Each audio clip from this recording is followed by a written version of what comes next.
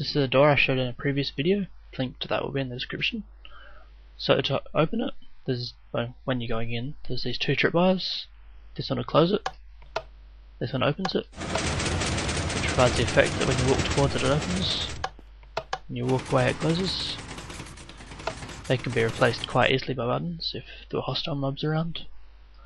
So this green wheel here, anything that connects to that will open the door. Anything that connects to the red wheel will open the door. And just using a simple latch here. Now for the actual door itself, there's just a sequence of layers. Each layer is exactly the same, just offset by timings down here, so that you get the effect of one layer spiraling after the other. Okay, so now I'll do a tutorial on how to actually make it. Okay, so to build the door, we just start off with this 3x3 passage. First thing is to put all the pistons down.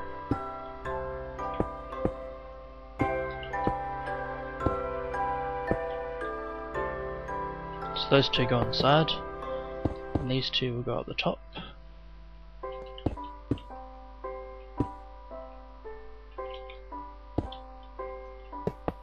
These two go on the left.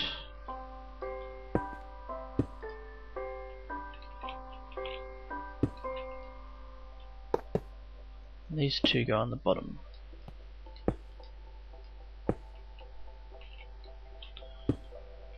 Okay, so now for all the redstone wiring.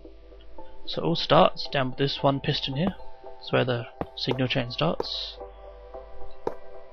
So I'll just do a little path here so I can connect a switch to it to show you more easily what's going on.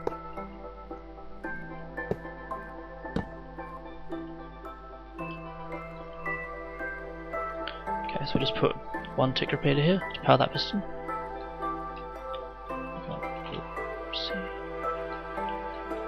Come up here,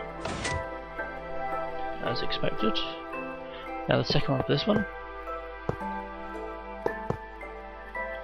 Okay, we put a repeater here, but that won't actually power the door, but power the piston by itself, as you can see. For that, we need a wire like that. So this repeater will power the wire, and the wire will power the piston.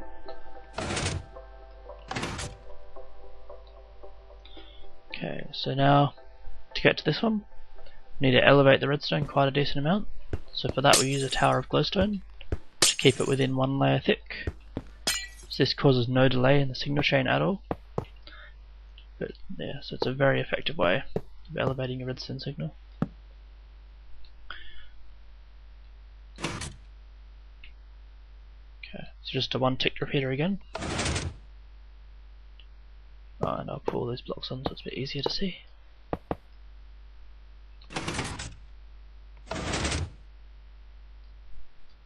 Okay, now for this one, redstone torch, block on top of that.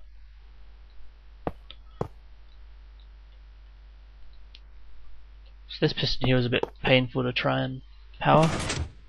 Any attempt to power it from behind would always seem to power the bottom one as well. Okay, that's 4 of them powered. Now for this one, here it's quite simple, just a wire and a repeater, one tick.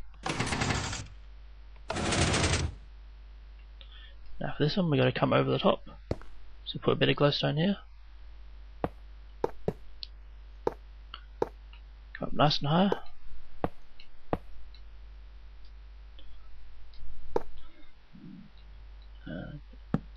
Torch there.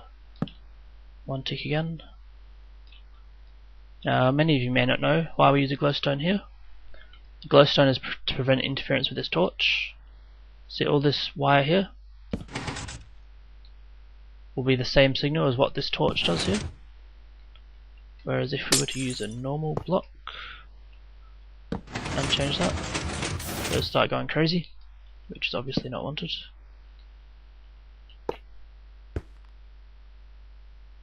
Yeah, so I'll use glowstone. This one up. Okay, so now for this one, get a wire from below it, goes down again.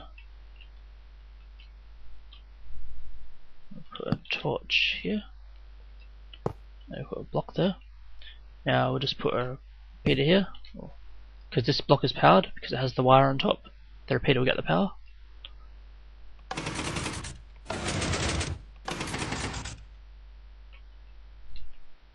Okay, so for the next one, bit of dust there, and just simply a torch there.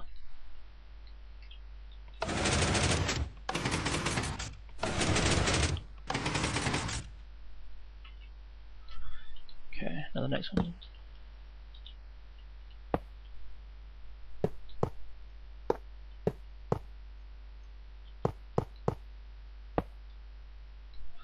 So we'll use a very similar trick to before. Dust on the top, which will be powered, and then a repeater here to get the power.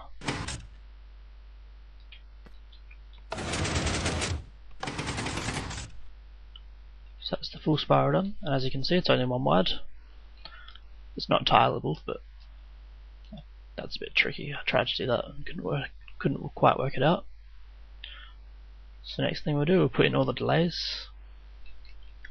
So for that, there's not really a neat way to do it that I could find.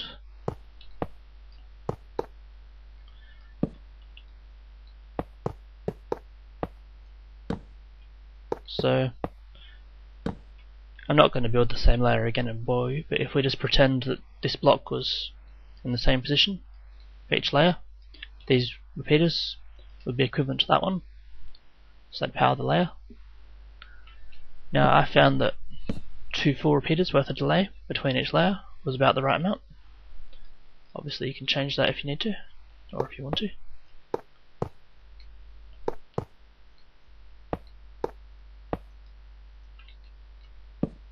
So put another 2 repeaters.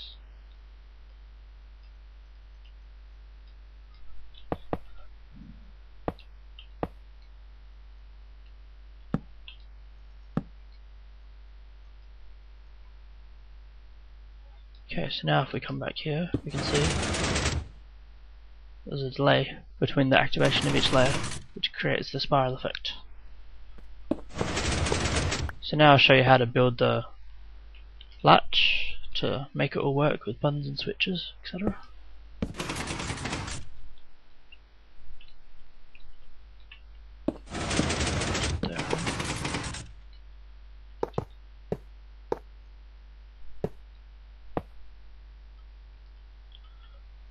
So many of you probably know how to build latches already. Quite simple.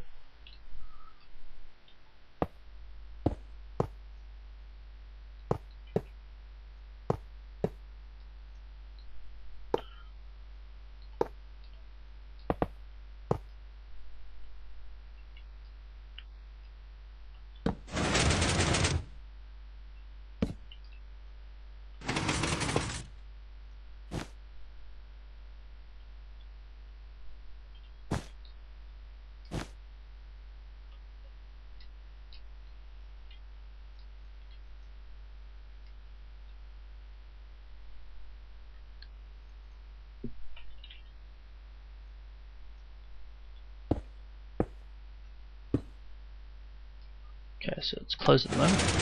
Press the button.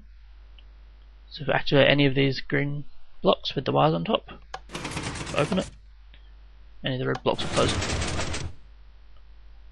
It's quite simple really. That's pretty much all there is to it. If you've got any questions or comments, just leave them below. And thanks for watching.